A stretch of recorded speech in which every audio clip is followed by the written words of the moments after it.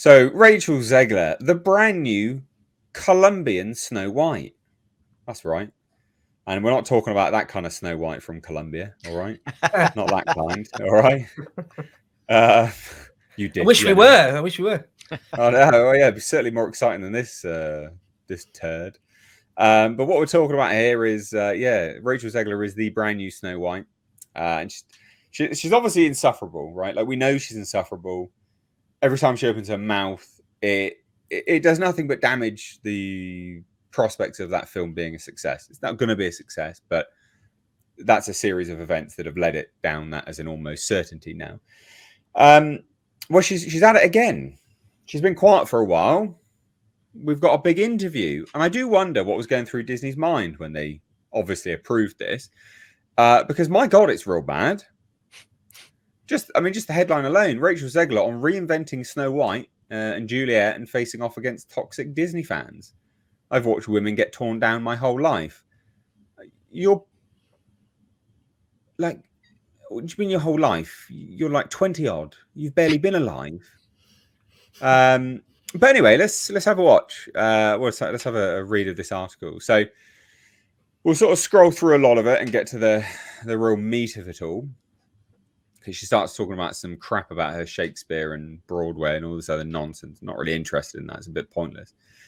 But we'll scroll through all of this, right? So West Side Story, blah, blah, blah. So here we go. Here's the first parts of interesting things.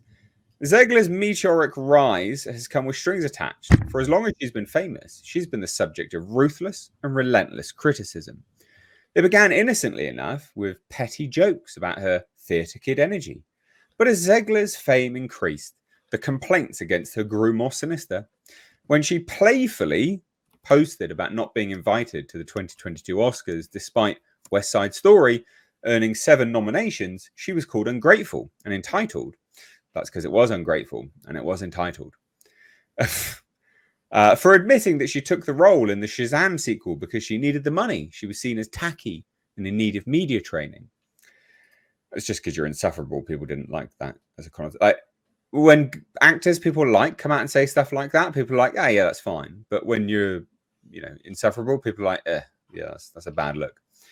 And then we have this. And every time she speaks up about racism and sexism in the entertainment industry, she's slammed as just another DEI hire, coasting on her identity rather than her talent. Yep. You are. That's accurate. So here we go. So blah, blah, blah. We'll scroll through some of this. So it says that here anyway. Again, scroll through it. This is just setting the stage for it all. This, I think, is quite interesting. This is illuminating. This goes to show you just how myopic this woman's worldview is. Zegler's love for the 5 boroughs only redoubled New York after a 6-month shoot in the UK for Snow White, followed by filming the Hunger Games in Poland. It's not until you have to go around the world filming in different cities that you realize how grateful you are for the diversity of New York. When I came home from my year in Europe, going to my bodega where people speak in Spanish to me, I was like, oh my God, I missed you, Enrique. His love. Like, people speak Spanish in Spain, Europe and England. Clues in the name, England, we speak English, okay? Like, you can't expect the whole world to speak Spanish. This is just insane nonsense. You are just an utter fool. But it's interesting. I just thought that was worthwhile. I'm just setting the stage for the most egregious stuff for you all, my esteemed panelists here. So scroll through some of this as well. Here we go. For now, Zegler is in her princess era. It's been a mixed bag. Her appointment as the apple-eating stepdaughter of the evil queen drew instant ire online, with many promising to boycott the film due to the woke casting. To them, the actress's Colombian heritage disqualified her from playing the princess from Disney's 1937 musical fantasy. Well, it's not from that, though, is it? It's actually German fairy tale, Brothers Grimm, etc., etc. But, let's not reveal the true history of it, I guess. It goes against the narrative. Described as having hair as black as ebony and skin as white as snow. Never mind the fact that the character, whoever this is just as popular in Spanish-speaking countries as she is in the US. I don't give a shit. It's not Snow White, is it? She was my mom's favorite princess, Zegler says. When she was growing up, there weren't a lot of dark-haired princesses, and that was the one she could relate to. Now, I want you to take note of this.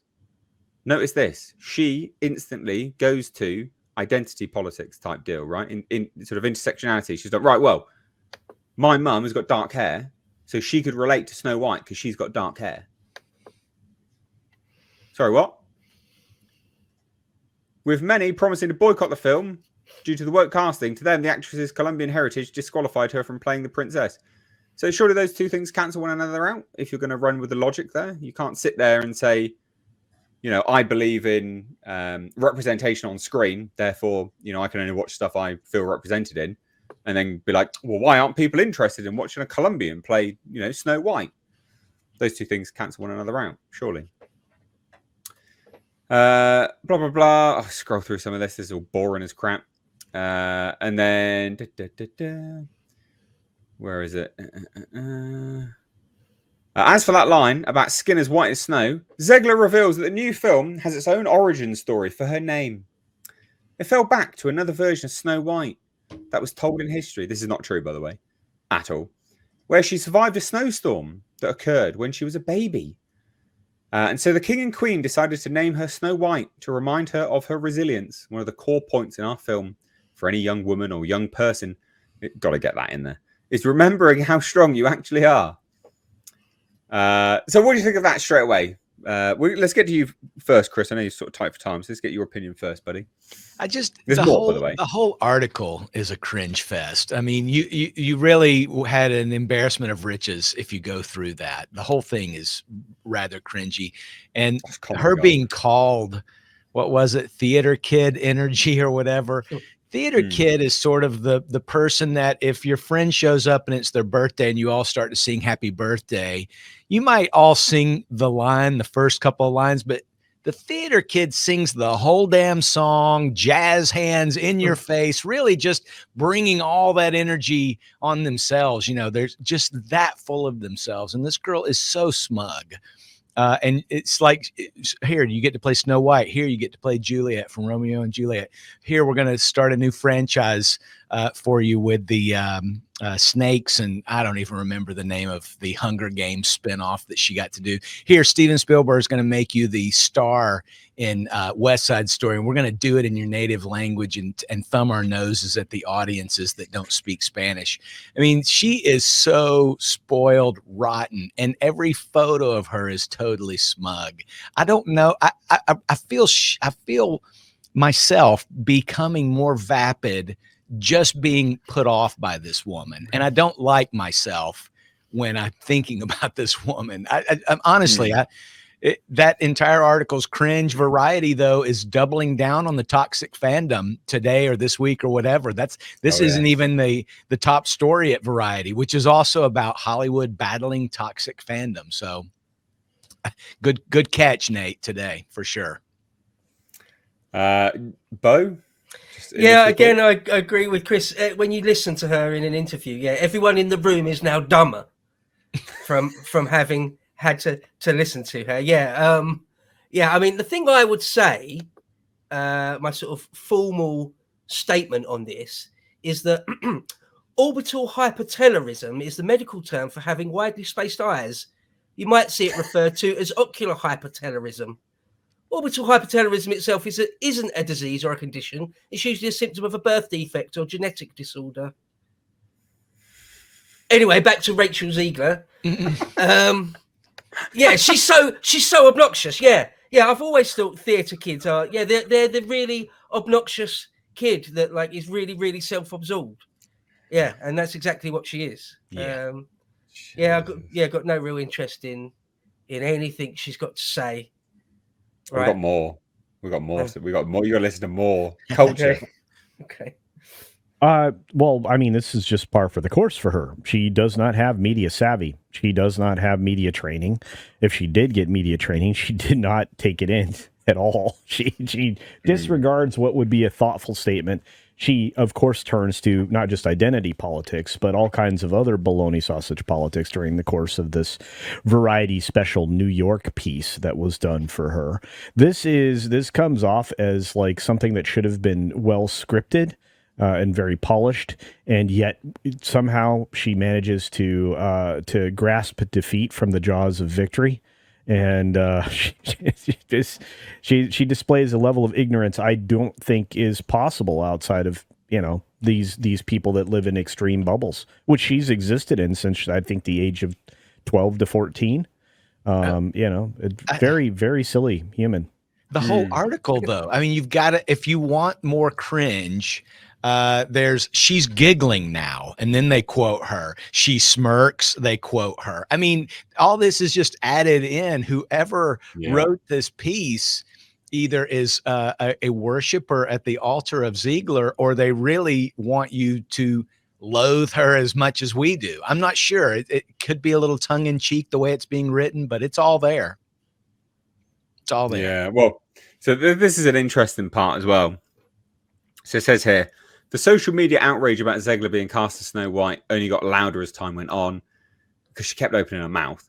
She began saying in red carpet interviews in the summer of 2022 that her version of the iconic princess wouldn't spend her days pining over a man. She called aspects of the original story weird, and said that the 1937 film's prince literally stalked Snow White. Overnight, online trolls took shots at Zegler's disdain for the animated classic, deeming her unworthy of portraying the OG Disney heroine. Because you said that the animated film was outdated and had outdated sort of portrayals of women and love and all this other kind of nonsense. Well, check this for revisionist history, this nonsense here.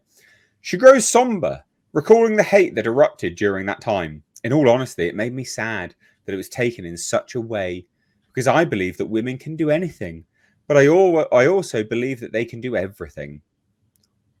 What the fuck does that even mean? They can't do double backflips on a dirt bike. Men can. Women can't do that. It's never been done. So they can't do everything, can they? No. It's just ridiculous. And then she goes, what she'd meant to convey was that Snow White wants romance, but has other goals too. Was it really? Was that why she said that the guy playing the prince could just get fired and that's Hollywood, baby? Yeah. Piss off. I would never want to box someone in and say, if you want love, then you can't work. Or if you want to work, then you can't have a family. It's not true. Never been true. I pity the man who marries her. I truly do. Yeah. It can be very upsetting when things get taken out of context or jokes don't land. It wasn't a joke, though. If that's your idea of a joke, you're a terrible comedian. Well, the love story is very integral. And a lot of people wrote that we weren't doing that storyline anymore. Yeah, because you said they could just cut him out of the whole movie. You pleb. We were always doing that. It just wasn't what we were talking about on that day. We've got the interviews. We can go back and watch them. Right, yeah. What are you doing? She's just very fickle. Did you see the part where she compared herself to Michael Caine and Tim Curry? So she wants to be the sole human in a Muppets production. Oh, I did see that. Christmas Carol, and that's a lifelong goal, isn't it? Yeah, that's it. Yeah. God, and Hollywood will probably give it to her. Yeah, probably. Well, Disney owns the Muppets now, so why not? Probably. Here, and I just want to end on one bit before I get all your opinions, by the way. So just because it's funny to end on this and how Variety try and spin it. Over the past year, Zegler has also been an advocate for Palestinians. And as expected, her comments have been put under a microscope. Just one day after appearing at D23 in August, where Zegler teed up for their first footage from Snow White for a crowd of adoring fans, she posted a note of gratitude on X. But it was the last line of her post that drew the most attention. And always remember, free Palestine. Got nothing to do with Snow White, but all right. Rachel Zegler stirs more controversy, read a Fox News headline. Newsweek wrote that Zegler was on a collision course with her co-star Gal Gadot, who had served 2 years as an IDF soldier before making it as an actress. It's not funny. I can't watch children die, Zegler says. I don't think that should be a hot take. She knows that it's not that simple, but she tries to tune out all the noise that blares around her every time she speaks out. I'm only responsible for what I feel, and then I'm also responsible for how I act upon it. We're nearing 1 year since the horrendous attacks in Israel on October 7th, but I've been following this conflict for so many years. Shut up. Like so many people, I'm so heartbroken by the loss of life that we're seeing with these insane death tolls coming out of both regions. Despite the blowback, Zegler wants to continue to use her platform to advocate for the Palestinian people. They would literally murder you in a second, but all right. I don't have the answers, she says. I don't think any No, celebrity she does making not. a political statement has the answers, but we have the platform to share a donation link, which probably go to terrorists, to make sure that these people get the money. Probably won't. The care and the aid that they need that the people in power aren't giving them. Probably go to terrorists. If that means that it can fall upon us to be in power in a way that is helpful, then I'm happy to do it. Anyway, there you go. I've got nothing else to say. This person's like absolute moron. I think you're giving her too much credit. I wonder if she'd be an actual spokesperson for Hamas. I wonder if she's a partisan for the Al-Aqsa Martyrs Brigade. She used to be a member of the PLO, did she? She used to be friends with Yasser Arafat, did she? She's in the pay of Tehran, is she? Oh my God. She's been following it for years. I doubt it. I doubt she knows anything about it. Bo, she's 23 years old. Oh my God. She's following it for years. Sorry, how? So she wasn't even born when the oh yeah, okay. Well, what is troubling about that whole post, what made it even more controversial, because you can side with Israel or Hamas or the Palestinians, or I mean that's your business. Do it. Fine. You know, you don't have to signal your virtue by telling us that. But at the same time, her co-star, her stepmother in the movie, served in the IDF. I mean, why is she being intentionally controversial? Yeah. That's just intentionally.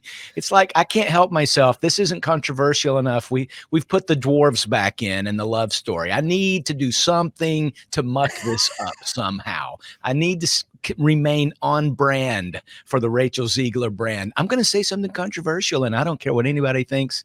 And so, and Variety here with this fluff piece. Oh, and she said some little tag at the end here that really upsets some folks. You know, I don't know. She's just ridiculous. She needed a father. I assume she had no father in her life. That's what I'm going to guess, but I don't know. I don't know. I mean, her father, your father's probably a huge fan of his wife's boyfriend. If he's around, I'm sure you're right.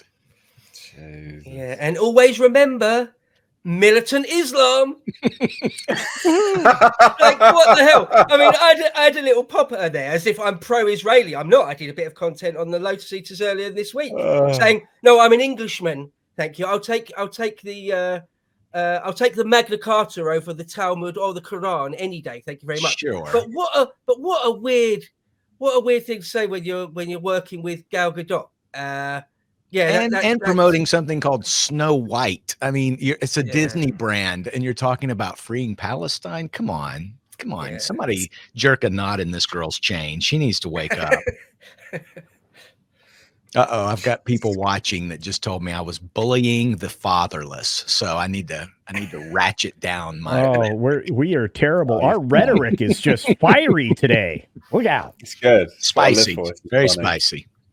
It's funny. Go on, Chris, because I know you got limited time now. You want to say your final? Yeah, no. I mean, you've got some good content today, and this is this sort of dialogue that we're having. If you're enjoying this, you're going to enjoy Bleeding Fool, and I'm sure Lotus Eaters as well. I'm going to check out what Bo's got to offer. Thank you. I appreciate being a guest. Hopefully, I can do it a little bit more now that we've gotten out of post production on this big thing. I appreciate it, guys. All right. Well, Thank awesome, you, Chris. Dude. Do you want to quickly promote some stuff? Bleedingfool.com. We've got some big stories coming out over the weekend. Toxic Masculinity Tuesday next week is going to be a real humdinger. I'll just leave it at that. We put that out every other Tuesday, not on the regular, but we're bringing toxic masculinity back to movies. If you liked Roadhouse, you're going to like our picks. The original Roadhouse, by the way. You're going to like our picks for B and C movies that celebrate masculinity. We feature one in the afternoons over on bleedingfool.com. And you can follow me at Chris Brawley on Twitter, where I lean a little bit into the my Christian faith and politics a little bit more, but also at bleedingfool.com. Check us out. Awesome, dude. Nice to have you on. We'll have you back again, of course. Thanks, guys. I'll see you soon. Take care, Chris. Take care, Chris. You got anything to add, Culture, on this? Final bits of nonsense? Nothing. She's a silly young person without any. She's always speaking out of her depth. She is not nearly as, informed as she likes to pretend to be. And if she is wanting to use her quote unquote platform or her rarefied, privileged position, she needs to actually start collecting information so that she understands that she's commenting on something that existed long before she was born, in a conflict that is artificially created by the other countries around those two city states. I mean, Israel in and of itself as a country, and the Palestinian quote unquote state are surrounded by the people who also don't like the Palestinians. Sorry, they don't like Israel, and they don't like the Palestinians. None of those other countries are opening their doors or borders to allow the Palestinian folks to exist in their space. You don't see all these other nations that are involved in this conflict, saying, "Hey, come on over here. We'll carve out a little swath of land for you." No, Yeah, no, and that's why she's so ignorant.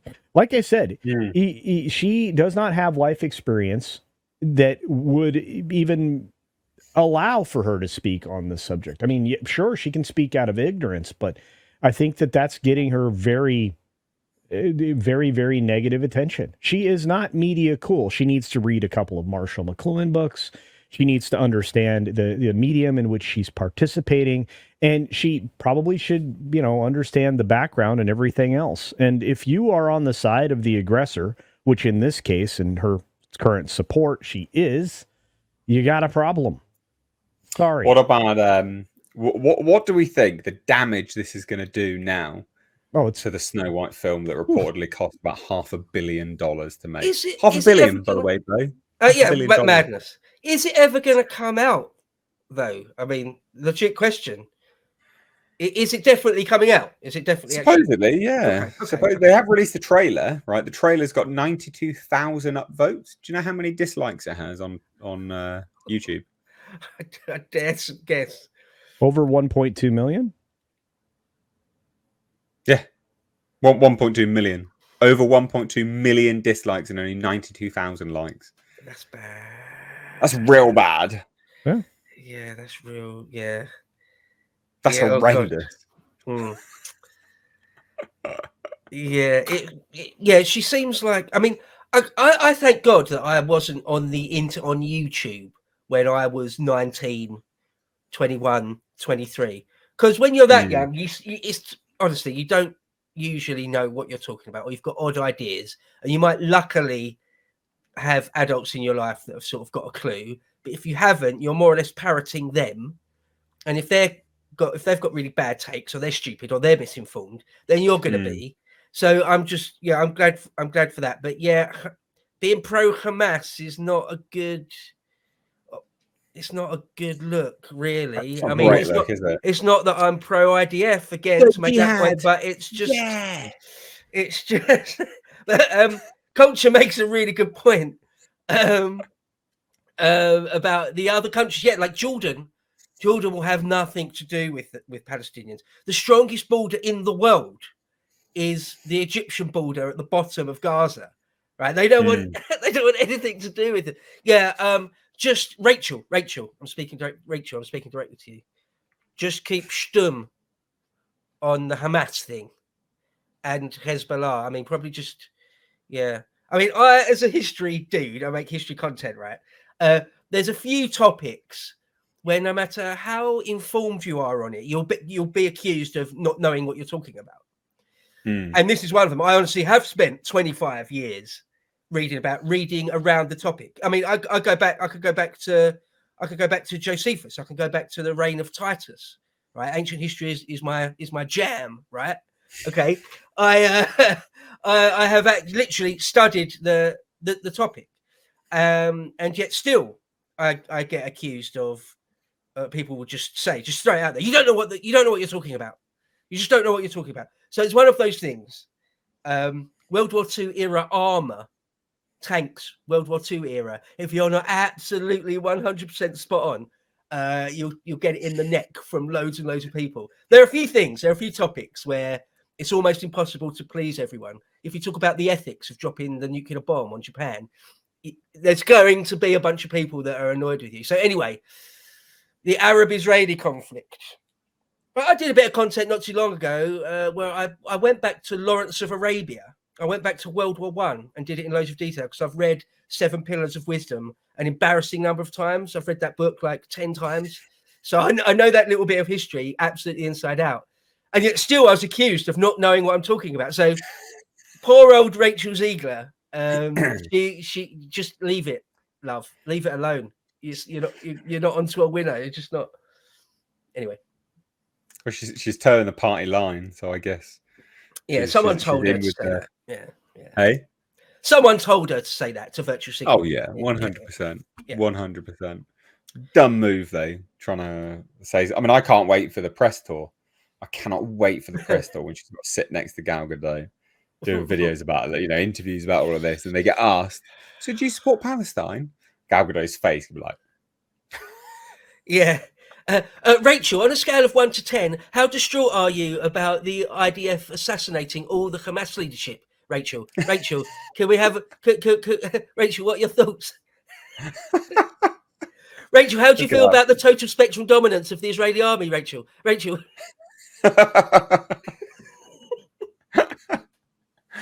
Oh, god damn. Right, okay. We got some super chats about all of this. It's super funny. Hope you guys have enjoyed this segment. It's been good. It's been a good time. What we got here? So we got one from Justin Aliotti. Here it says, why doesn't Disney want to put more money into the movie? I think that movie shouldn't have happened. To add culture, your videos on Rachel are some I can watch over and over and make my day. There you go. It's a nice compliment. Thank you. Yeah, why doesn't Disney want to put more money into the movie? They put enough money into the movie, haven't they? More than enough. Well, I mean, $500 million at this point in time is of September 2023. We still have a whole reshoot, ladies and gentlemen, that happened after $500 million was spent. Oh, I've got a question. You guys will probably know. What is the ballpark for the most expensive films ever? I mean, is 500 million even up there? It sounds like an astronomical amount. But... Yeah, I mean, it is getting up there. Yeah, I mean, the Avatar films, I think, have had some of the biggest budgets of all time. Avatar 2 was like a reported budget of like $1 billion or something insane like that. But that was because it was factoring Avatar 3 into it as well, or part of it. Right. I can't remember the exact reasoning. So no other way to cut it. That 500 million is still going to be, correct me if I'm wrong, in the upper echelons of what it's possible to spend on a single production. Well, it's really stupid for what it is. Well, the rinse of soybeans spent over $416 million for a Star Wars movie. You had the stupid the Marvels movie spend $325 million plus more. They just got your lovely UK tax benefits to the tune of $55 million. So otherwise I guess that's $380 million that hey, by the way, those of us here in America appreciate you guys underwriting Disney. Thanks for that. Yeah, you're doing a great job. The problem is then you start to calculate for inflation, because you also have films that cost far more. For example, Star Wars The Last Jedi film budget was initially over $300 million in 2017. So when you factor that in, or Force Awakens theoretically is over $600 million, and obviously that was with 2015 money, that was $447 million. So when you start to look up these numbers and you start to factor inflation, you're like, holy cow, these films were over $500 million to make. And that, and as Mr. H pointed out, I mean, these Avatar films, because they're combining budgets and kind of muddying the waters, we don't really know how much they cost. Endgame was one of the most expensive films ever made. We still don't know exactly what the budget was for that. So, and again, you guys make it possible for us to see these numbers, like the extraordinary failure of Indiana Jones and the Diaper of Dysentery. That film was so ridiculously budgeted that they just kept spending money here and there and here and there. Not to mention shutting down multiple times for not only Harrison Ford's injury, Yes. but also for the COVID restriction protocols that were in place back then. So that's funny to me that a couple there you said sort of says that no one really knows how much. It's like the Mongol conquests or something. No one even knows. It's not possible to calculate it. It's the true number is unknowable. Well, it kind of feels that way. I mean, Disney literally opens up their wallet, and it just spills. And we thank you very much for Companies House. Disney, by the way, is working diligently with your government to try to change the laws that would give people the access that they do, because they don't want people to know how much these things cost or how much you guys are giving away in tax dollars. They won't ever change that. They can't. They won't ever change it. They're trying. It won't ever change. Companies House won't change. It's always going to be public. It won't be something which Disney changes. Literally, will never, ever, ever, ever happen. All right. Well, I say never ever, but I doubt it. I was looking up something the other day. You know, the Hubble Space Telescope cost about $1.5 billion. Yep. Arguably the second greatest thing humanity's ever created by human hands. So that's 3 of these movies. Yeah. We could not have that's 3 of these movies, and we could have another space telescope of unparalleled grandeur. But no, we got 3 anyway. Of this drivel. Yeah. We've got some other super chats here. So Accident Seller says Rachel's nude leaks. I drain my boys to those anytime. So thanks for the super chat. That's the other thing about this woman is, her nudes leaked online, and that also helped her become famous. Did they? Yeah. That sounds terrible. Where can I find that? It does sound terrible though. But yeah, if anyone's got any links, what a frightful thing. I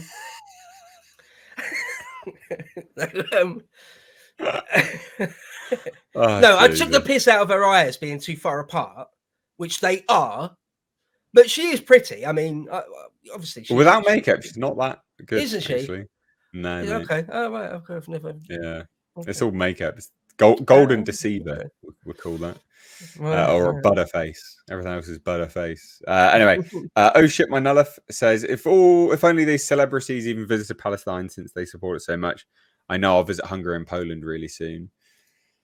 Yeah, well they won't, will they? It's all virtue signaling nonsense. Accent Seller again. Rachel, throw away your pager now. Throw it away.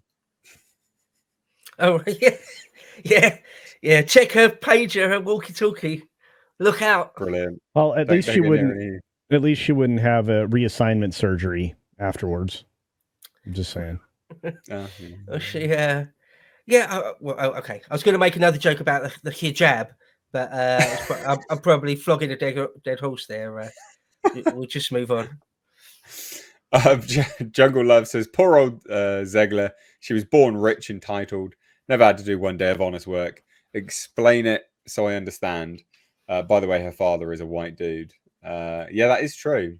Yeah, she's like, apparently she barely speaks Spanish. But what about she doesn't speak Spanish? What the fuck?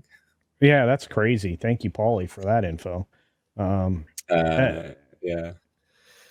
It is odd when you get a mixed race person like this. The other person that springs to mind is Meghan Markle. That they signal basically anti-white sentiment. And it's like, one of your parents is white, though. How do you, when you go and have dinner, when you go back home and have dinner with them, isn't that a bit awkward? Same with Amanda Stenberg, the Acolyte lead. Do you remember? Right. Yeah. It's bizarre. There's loads of examples of it. Yeah. Zombie Box says she'll hate Palestinian bathrooms. They're always occupied. Oh! I like that. That's funny. That is funny. Echo Based Network super chats over on Streamlabs says you're all a bunch of toxic white males. Rachel is a gift to the world and a true woman of power and prestige. You all should be ashamed of yourselves of talking about her like this. Sure. Obviously, massive sarcasm from Nick. Yeah, I feel like, you know, that's not tongue in cheek. That's like, you know, fist in cheek. I'd like, come on now. Yeah. Yeah. I think that's Nick Is tongue it? between her cheeks, quite frankly. Hey what that now, hey now. is. Hey. Hey, oh, hey, oh, hey. Right, let's move on.